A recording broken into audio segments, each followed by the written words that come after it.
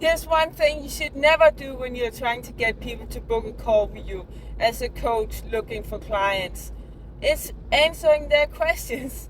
Well, actually, you should answer their questions, but you should answer most of their questions on a call. Sometimes people, they start to ask specific questions in the DMs when you're having a conversation with them before they book a call. But if you answer all their questions, then they have no more reason to book a call with you most of the time, because the main driver of people booking a call with you is curiosity.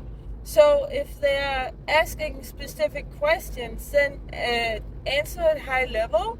Just don't be specific and say, yeah, you would love to answer all of their questions in depth. On a call, it would take too much to answer all their questions in the DMs.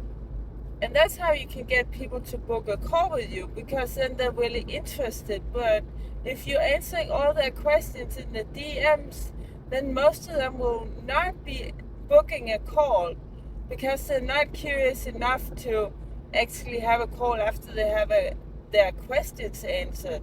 They're not sold enough on your product. You need to have them on a call to really explain everything in depth, so that they know exactly what they're getting, so they know the value of your product and service. Hope it helps. Comment below if you have any questions. Give me a like if you like it, and follow for more. Take care.